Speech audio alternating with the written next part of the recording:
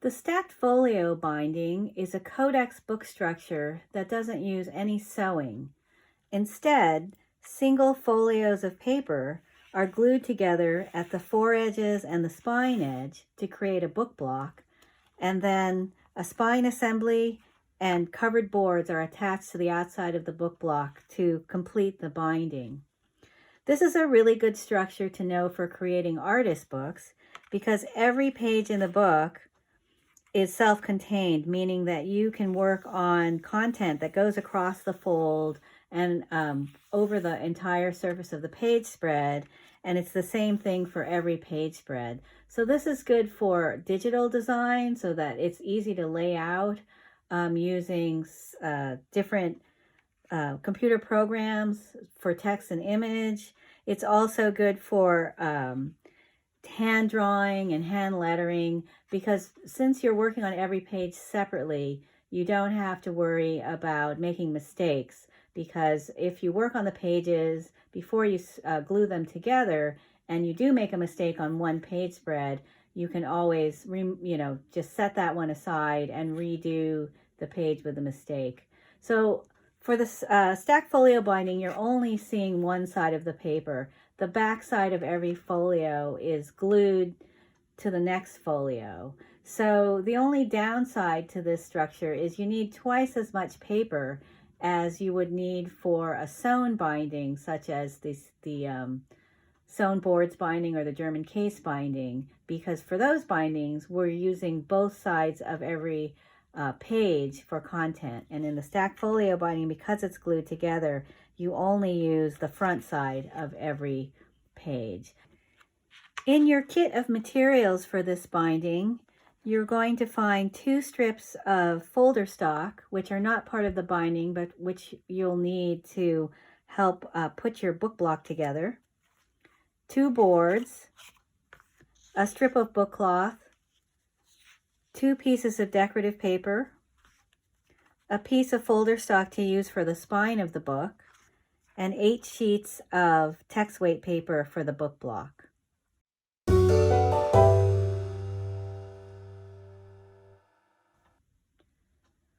We're going to create the book block by folding each sheet of paper separately. So you would just take a single sheet of the paper, fold it over widthwise, and bone it down. And you would do the same thing with all 8 sheets of paper. I'll do one more for the video so that you can see that they're just single sheets. Line up all your edges really carefully and bone it down. Now, for the sake of the video, I pre-folded the other 6 sheets that I need for the book block so that you don't have to watch me fold them for the video. Now, the other great thing about this binding, because we folded all our sheets separately, we don't have to press them. Pressing is really important when you fold sections, because the paper, the layers of paper that are folded together need to be have a way to really get those folds to set in. But because each sheet is folded separately and we boned it down with a bone folder, you can't really get it any flatter than it is now. So that makes one step less for this binding than a section sewn binding. So this is where you're going to need those 2 strips of folder stock, and they're to keep the binder clips that you're going to use to hold this together while you're gluing from marking the paper. So again, these are not going to be included in the binding. They're just aids to help you with the gluing. But before we do that, there was a step I almost forgot to mention.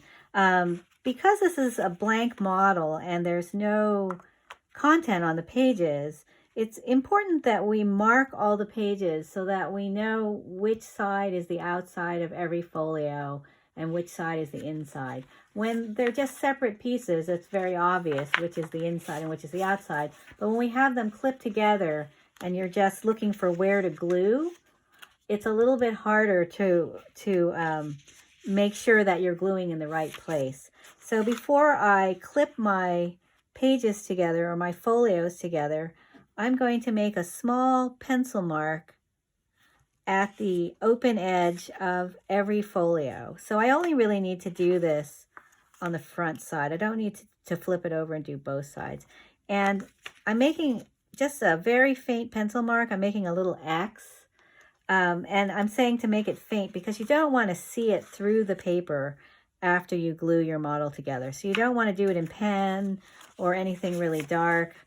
This paper is fairly opaque, but it's not so opaque that you wouldn't see a mark if it was dark. So again, I'm just making a little X on the outside of every folio. And you'll see in a few minutes why this is going to be very helpful. I actually don't need it on the first folio, but oh well, it's there. So now that I've marked every folio on one side, now I want to tap all my pages together to get them to be as perfect a stack as possible. So, and I also want to have the strips of folder stock in place as I'm doing that so that I don't have to stick those on after I have this in perfect position. So once I have it perfectly knocked up so that all of the pages are right on top of each other, I can carefully take my binder clips and bind the book block together. Now before I glue, I want to take a look at how well I've done with the stacking, because once you start gluing, this is the position that all your pages are going to be in. And in this case, I can see that my stack of folds at the spine edge are kind of going off at a slight angle. Because when I put the clips on, the force of the clips caused the pages to kind of creep backwards a little bit. And so if I glued my book together right now, there would be an angle at the spine edge, which I don't really like. And it's easy to remedy because I haven't glued anything together yet. So I'm going to go ahead and do this again and really try and tap it, take a look at it, make sure everything's lined up perfectly. Maybe I'll be a little more careful this time when I close the jaws of the binder clip. I'm actually looking at it this time and looking to see that it's square before I clip it, just so I don't have to keep doing this. Sometimes you will have to do this several times in order to get it looking perfect. This looks a lot better to me than the first clipping, so I'm going to go with this one. So once you have it clipped together, you're going to need a piece of newsprint to protect the table from the glue, and then you're going to use glue stick for this. So I'm going to twist that up a little bit. And now I'm going to open my folios until I find that first pencil mark. And so if you were binding together a book that had your beautiful content already in it, you wouldn't have to mark the outsides because you could clearly see which side had the content. But in our case, since it's blank, I want to put the glue where I put that little X in pencil, because that tells me that this is the outside of the folio. So I'm going to go ahead and put glue stick. So the width of the glue stick is fine. You don't really need deeper than that, but make sure you have a good even coat all the way up and down. And then I'm going to look for my next mark. So there's my next X. So that shows me that I'm on the outside again. So I can carefully bone this down now. And then go ahead and put glue on this folio, the outside of this folio. And then look for my next mark. There it is, right there. And then I can bone this down. You might want to creep your paper back a little bit from where the glue is on the newsprint, so you don't get glue all over your bone folder. And you just do your whole stack that same way. So once you have a couple of folios glued together, the glue stick doesn't really touch the newsprint that much because it's higher up off of the newsprint because of the thickness of the book. So once you have 2 or 3 folios glued, you don't really have to move the book because the glue isn't really a problem anymore on the newsprint. So I'm doing my next folio, opening it up until I see the mark, and then I'm gluing it here. So again, the reason we make the mark is, here, I'll just show you. So here's my next mark. But if I accidentally glued on a sheet that didn't have the mark, I'm basically gluing my folio shut. So I'm going to have like a brick of paper that doesn't open at all. So that's why you always want to look for that mark when you're doing a blank model. If it had content, you'd be able to see very easily where you don't want the glue, because you wouldn't want to glue over your content. But because we don't have any content, it is kind of problematic. I thought I made a mistake, but there's my X again. So want to make sure I don't end up with a chunk of paper, that it turns out to be a functioning book block when I'm done. Okay, so that was my 8 sheets of paper glued together at the foredge. So now all I need to do is take the clips off, move my folder strips to the other side, the side that I just glued, and clip it on this side. So now I'm going to be gluing the folded edges of the paper together. And then this is pretty straightforward because there's only, one area that you can glue between the folds. So you don't have to worry about marking the folded side. So I'm just, again, on the folded side, which will end up being the spine edge, I'm doing a glue sticks width of glue on the right next to the fold of every folio. Then I bring down the next folio, bone it down, glue up that one, bring down the next one, bone it down. So this is a very simple binding to do. So it's a nice way to get a codex book structure put together.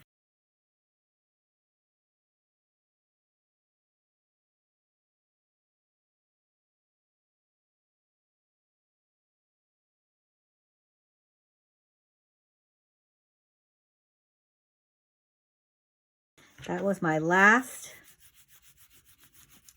folio glued. So my book block is now complete. So I might want to, you might want to just wipe off any excess glue if you have extra glue stick. This is kind of important on the foredge of the book. It looks like, I missed a folio. Not sure how I did that. But I missed gluing together one of the folios on the spine side. So I'm just going to go back and put that on there. It's very interesting. Not quite sure how I did that. I'll probably be able to see it when I go back and look at the footage. But when I'm opening the book at the foredge, you can see that it's now a completely functioning book block. So I didn't have to go through, the sewing and then the gluing up of the spine and letting that dry.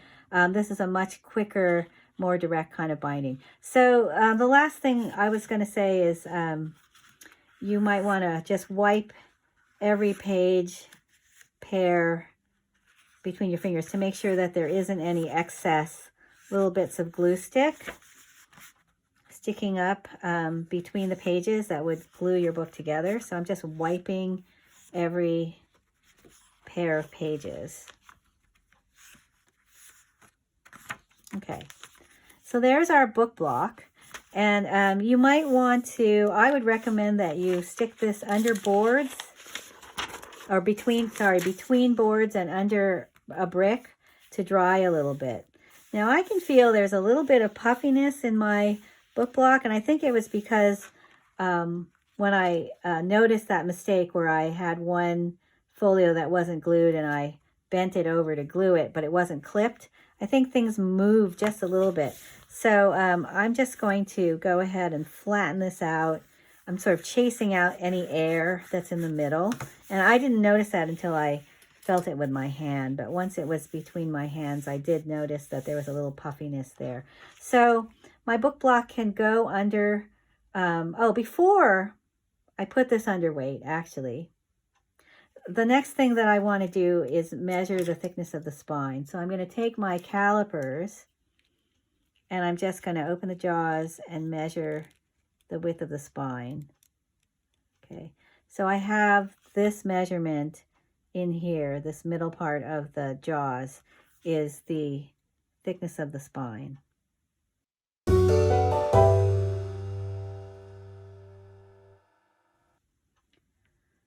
The next step for this binding is to create the spine assembly using that piece of folder stock in your kit that says use for spine on it, and your strip of book cloth.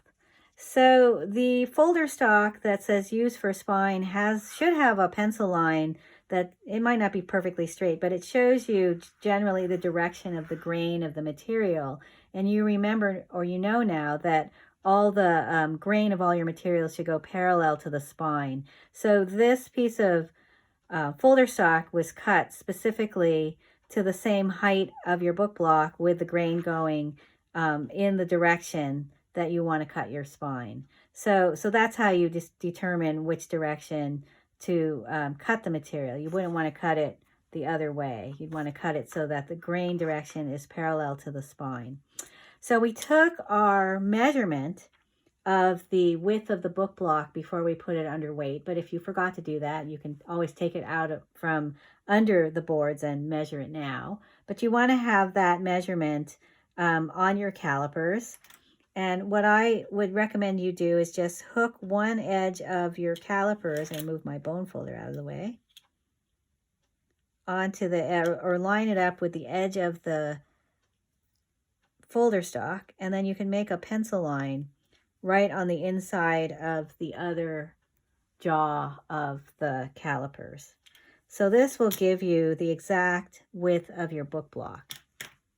So I'm going to move some things out of my way, and I'm going to cut this little strip of spine material for my book. So I'm going to put the point of my X-Acto knife right on that pencil mark. I'm going to slide my triangle over. I have the ruler across the bottom so that I can know that my triangle is square to the edge of the material. And then I can cut my strip for my the card for my spine assembly. Just, don't use too much force, but rather you want to take several passes until you cut all the way through the material.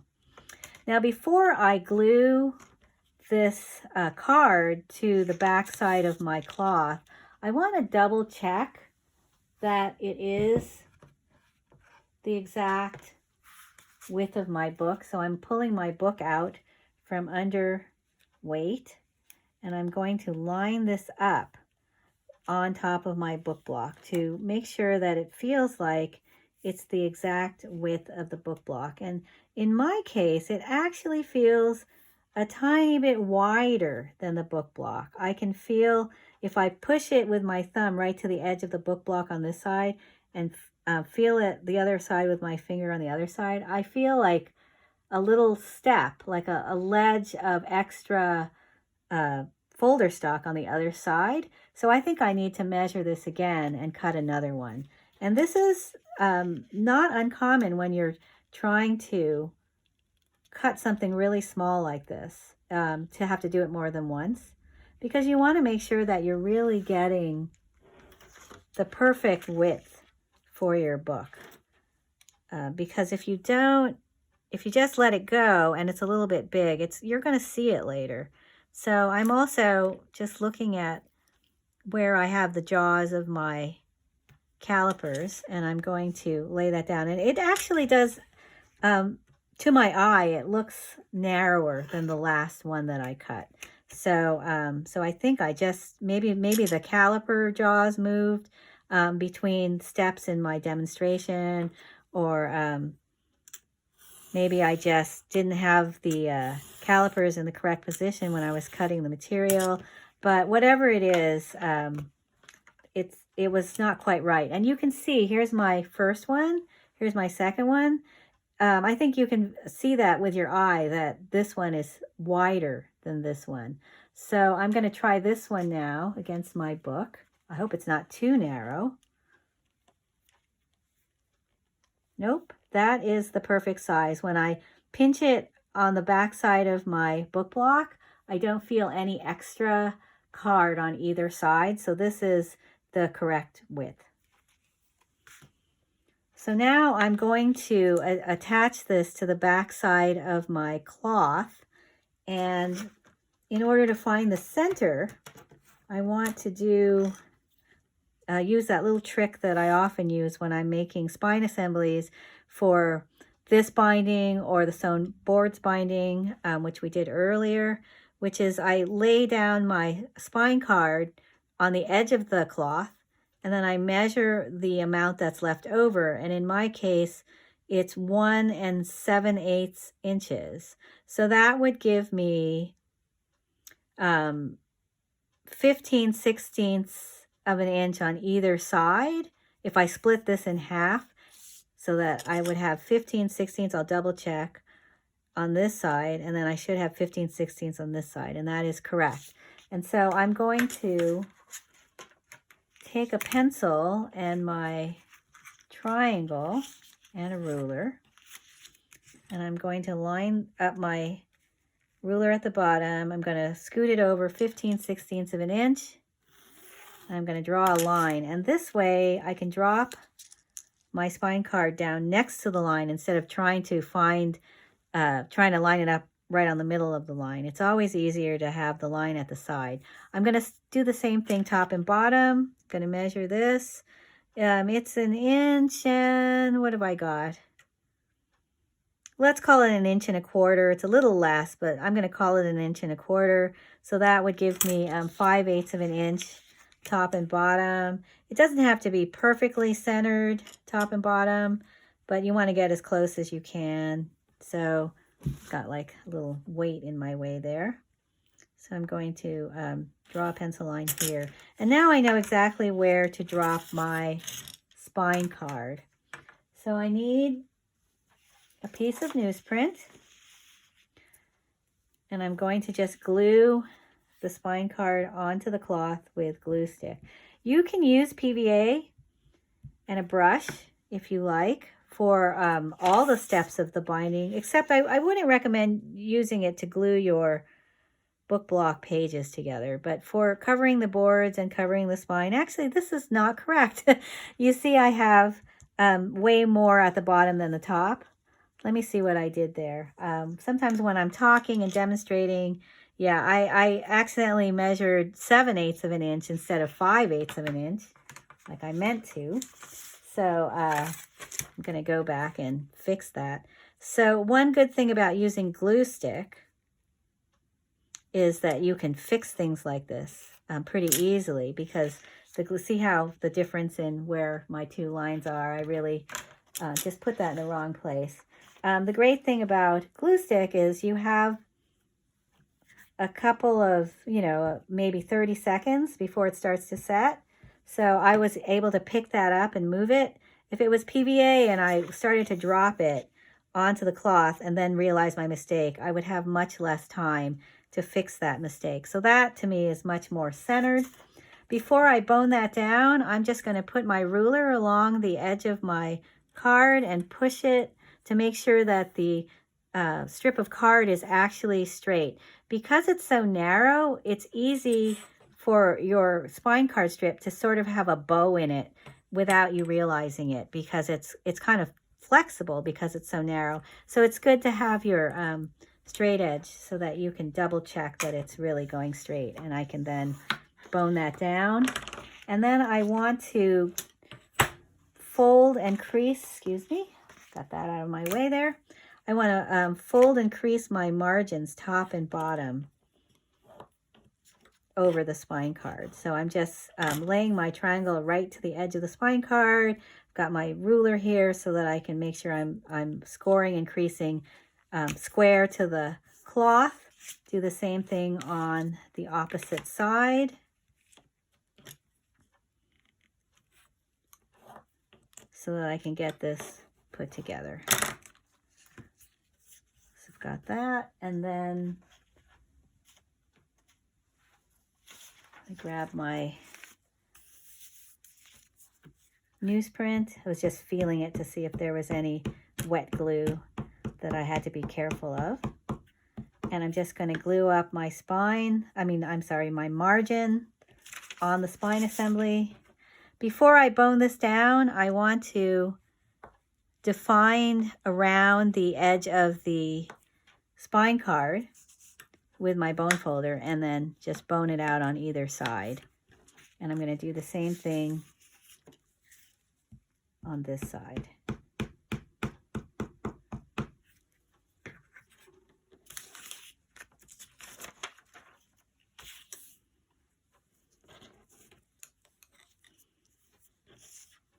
Okay, so I want to push that down along the spine card with my bone folder and then bone straight out. Okay, so we're going to go ahead and put this under weight, between boards and under weight for, a few minutes, just so that this is allowed to dry for a little bit under weight. But before we do that, we want to draw in pencil 2 lines, one on either side of the spine card, that's the same width out from the spine card as the width of the spine. This is a very similar thing that we did in the sewn boards binding when we made a spine assembly for the sewn boards binding, because we want, when we open this up, we want there to be a hollow space back at the spine, and that is what allows the book, hopefully you can see that in the video, there it is, that's what allows the book to open up flat at every page spread. So you want to make sure that you don't put, when you glue this onto the book block, you don't put glue all the way back to the edge of the spine card. You want to leave the same width of the spine unglued on either side of the spine card. So I'm going to take my ruler and measure the width of my spine. In my case, it's just under 1/8 of an inch, but we'll call it 1/8 of an inch because it's better to have a generous amount than less than the width. So I'm going to set my triangle next to the spine and I'm going to push it back 1/8 of an inch by using my ruler in a couple of spots, and then I can draw a pencil line. So this is going to show me that I don't put any glue on the spine card or in this area next to the spine. All the glue is going to go out on the other side of the pencil line. And I need to put a pencil line on the other side of the spine assembly. Same thing. So it's the width of the spine. For our model, it's very small. It's much narrower than it was for the sewn boards binding because that had more paper in it. But you can make a stacked folio binding with many more sheets of paper and it would have a wider spine. But for the purposes of our model, we don't really need to have that many sheets of paper.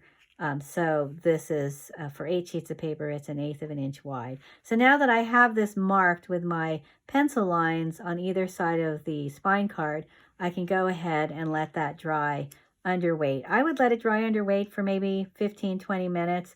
And while that's drying, I can go on to the next step of the binding.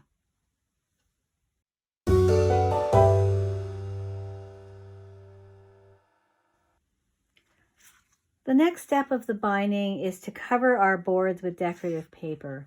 Now you can do this with glue stick, or you can do it with PVA, which is the liquid glue that we use, liquid white glue, and a brush.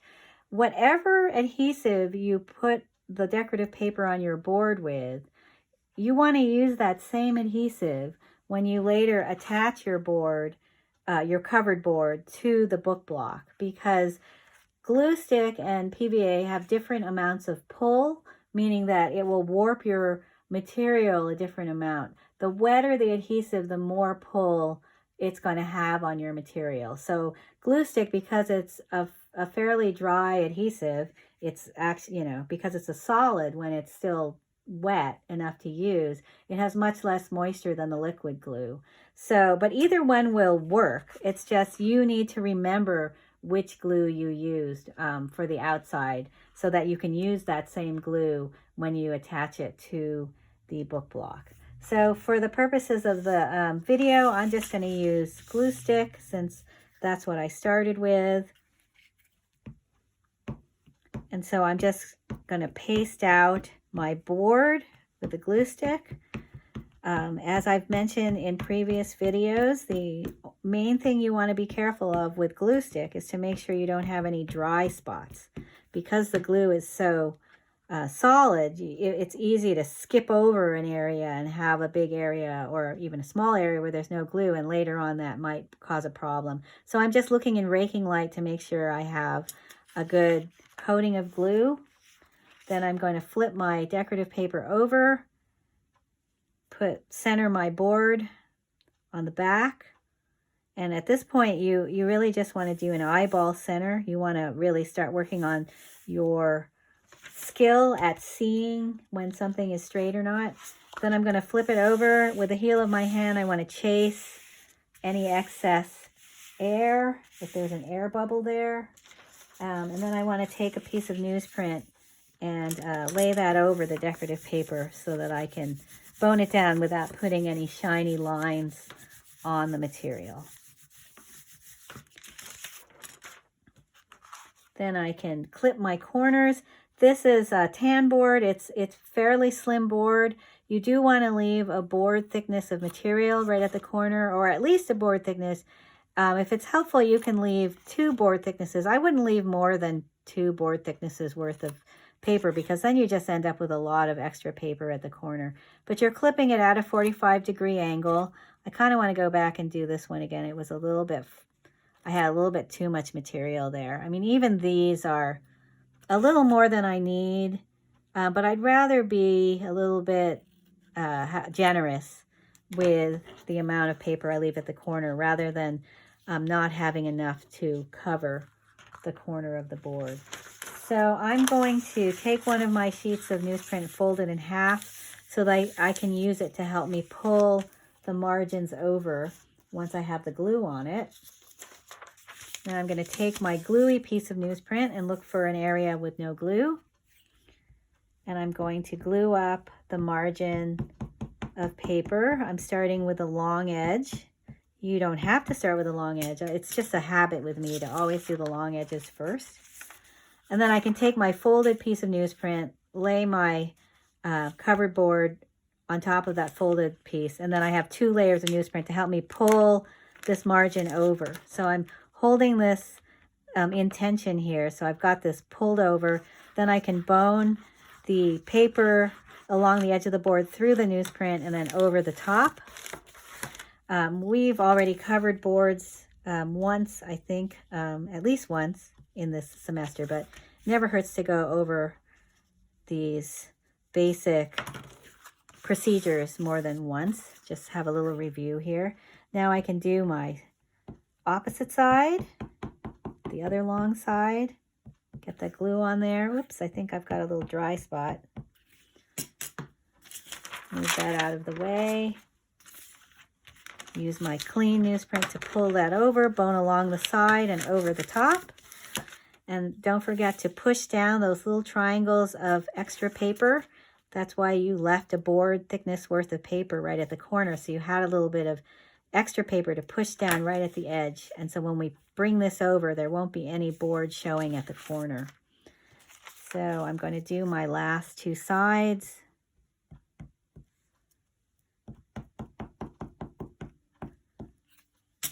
Got a little extra lump of glue there I wanted to get out. Bring that over, bone it down. And then I want to knock off my extra pointy corners, because whenever you cover one side on the other, there's usually like a little extra bit of paper that kind of sticks out. And so you want to just tap that.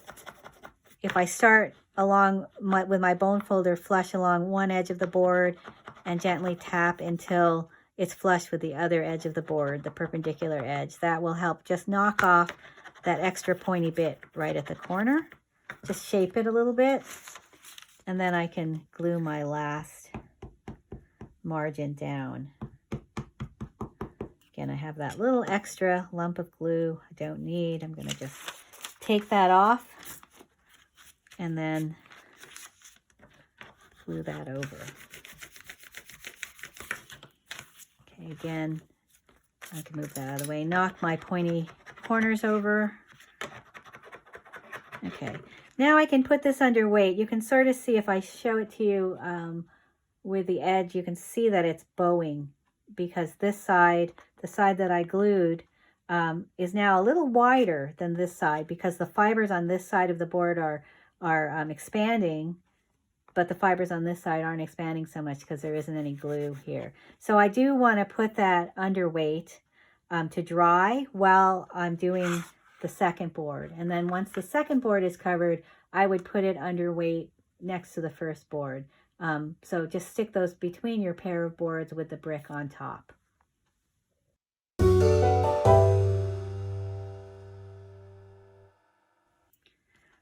The next step of the binding is to prepare the spine assembly to attach it to the back of our book block. So all we need to do to prepare it, since we've already drawn our pencil lines that are aboard the same width as the spine away from the spine. So in our case, the spine was 1/8 of an inch, so we drew a pencil line 1/8 of an inch out on either side of the spine card. So now the next step is I just want to score and crease the cloth over right to the edge of the spine. So I kind of pre-folded it a little bit, just gently with my bone folder, and then I want to bring it over. And with a spine this narrow, it is a little fragile, and it's good to just feel for the edge of the card with your thumbs, so that you can make sure that your cloth is going right to the edge of the card. And then I can put a piece of newsprint over it to really bone that crease down in there. I can open it up a little bit now so that I can do the other side. So I'm scoring the cloth on the back side right next to the card. And then with the rounded edge, I'm kind of gently just bringing it over next to the card. And then I can use my thumbs to make sure to feel for the edge of the card and then bone it down. So now the spine assembly is the shape of the book. So we just want to have that folded over really perfectly against the board. So this is going to be ready to attach to the book block, but I want to make, I always like to check things dry, make sure that it fits, make sure I didn't accidentally, glue down the wrong spine card. Remember, I had one that was too wide. Unfortunately, I didn't do that, so it is the right size. I can feel that when I run my fingers along it, that it's the exact width of the book. So now I'm ready to attach it to the book block. So I'm going to take that gluey piece of newsprint that I had been gluing my board and other things on. I'm going to fold it over so I can use the back side for glue. And remember, we want to keep the area right next to the spine clear of glue. We don't want to have the glue go all the way to the spine. So I think what I'm going to do is take this other piece of newsprint that I was using to pull over the edges of my board and just cut that in half or rip that in half. And then I can use this piece of the edge of this newsprint, and I'm going to lay it right down on the pencil line so that I'm protecting that little area next to the spine card, so that I'm not accidentally putting glue too close to the card. So I've got that lined up, and then I can take my glue stick and start my glue on top of the paper that's protecting that little area and glue it out like this. Okay, so now I've got glue all over here, but that little 1/8 inch area next to the spine card has no glue. So now I can attach this to my book. Now, if I was doing this with PVA, well, I want to first of all make sure that I'm attaching it to the right side of the book. I have had students accidentally glue the open side, which is, you know, your pages, so that you can see all the page spreads. They accidentally glue this side shut, and then later on discover that all they have showing is the side, the spine side that's glued. So you want to make sure you're gluing in the right place. You'll probably remember from when we did the first binding, the syllabus binding, that I put this in place. I'm trying to remember how we did the syllabus binding. Maybe I'm thinking about the sewn boards binding. I put it in place before I put the glue on. That is always a good option. So I had that in place, and then I would open it up and glue it. I guess for this binding, because it's a little bit smaller, the page size is a little bit smaller, and the spine is narrower, and I'm using glue stick, which gives me a little extra time, I kind of just decided to wing it, put the glue on, and then attach it to the book. So that is another, you know, difference in the way I was doing this. And I kind of thought of it as I was gluing up the spine that, oh, maybe I should have put it in place before I glued it, but this worked out fine. As I said, though, if I was using PVA, which you don't have as much forgiveness, like when you start to attach the spine assembly to the book block with PVA, if you get it in the wrong place and the glue starts to set, you're going to be kind of out of luck to move it. So you probably do want to put it in position, then glue it out, then just shut it, the way that we did with the sewn boards binding. But, you know, I kind of flubbed that a little bit for this demonstration, but it worked out okay for me. So hopefully if you do that, it will work fine for you. So when I'm gluing the second side, you can see what I mean. This is already in place. And because it's glued, I don't really have to worry about it moving. And I can come back in and put the glue on this side of the binding. So I could have done that with the first side. I probably should have done that with the first side, where I had this all set up, then opened it up, held this down to hold it in place while I put the glue on. And I didn't do that. But anyway, it's good to see different methods, what you can sort of adjust or get away with, maybe we should say, with the procedure. So this time I'm not using a piece of newsprint to cover over my cloth because it's kind of too small to be useful. So I'm just eyeballing where the pencil line is to make sure that the glue doesn't go past the pencil line. Okay. So now I can close this up. Before I bone it down, I want to really make sure that it's tight. I want to make sure that there's no space between my spine of my book block and the spine card, so that, you know, the spine card is right next to the book block. And then I can come back in and bone that down.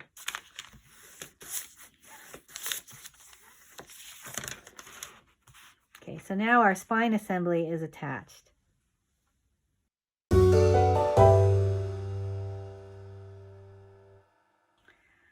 The last step of this binding is attaching your boards to the front and back folio of the book. Now, for the purposes of the video, I only covered one board, and so I'm only going to do one side. Now, you would, after doing this side, you'd flip it over and you'd put the board on the other side, and I'm just not going to do that for the video. But there are a couple things I wanted to mention. One is, because you want to have that hollow space that appears when you open the book, which is the reason why we didn't put glue all the way to the spine card, you need to also have your board step back at least that much. So you can have it step back farther than the width of the spine. So here's my sample book. And you can see it also has a spine that's about 1/8 of an inch. Here, I'll measure it to make sure. This one's a little wider than 1/8. Well, it's a little wider than 1/8 of an inch. We'll call it 1/8 of an inch. But you can see that I have more than 1/8 of an inch of cloth showing on the front. I have actually almost 1/4 of an inch of cloth showing at the front. So you can always show more cloth than the width of your spine, but you never want to show less cloth than the width of your spine, or else you're going to impede the hollow, and your book won't open up well.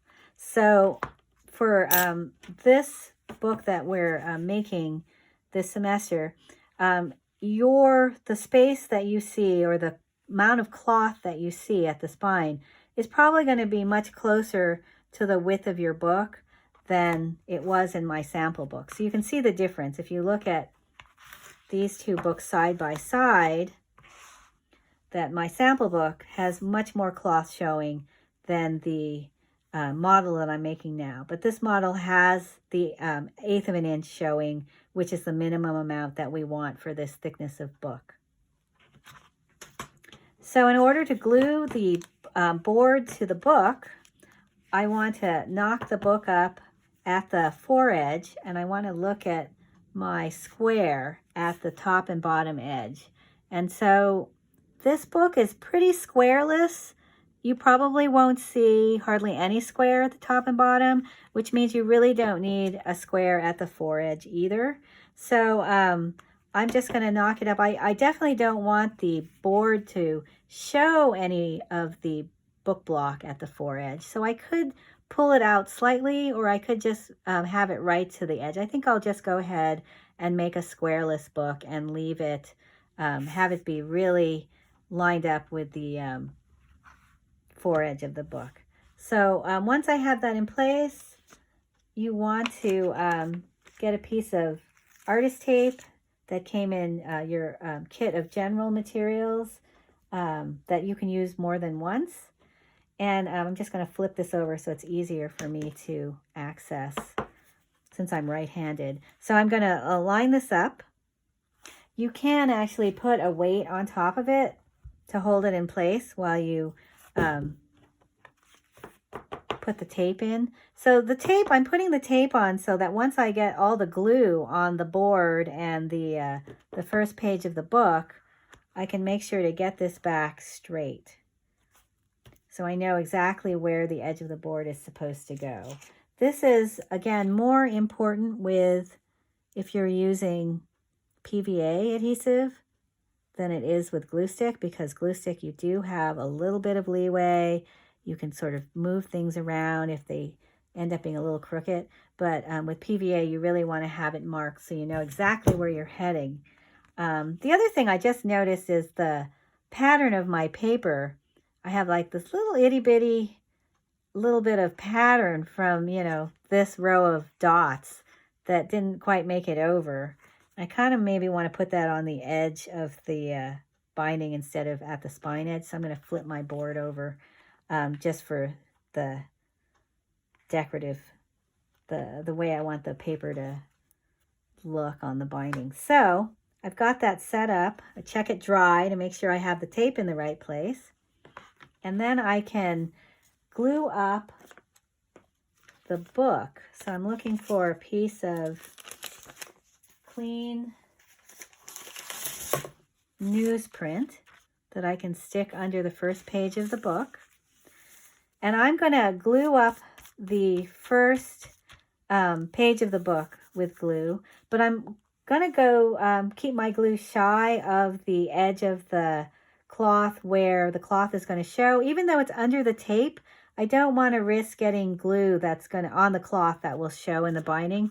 So on the edge of the board that's going to go over, going to attach over the cloth, I'm going to put a little bit of glue on the edge of the board. So I'm going to leave a little gap here, and that's just to make sure that I don't accidentally get glue in the wrong place.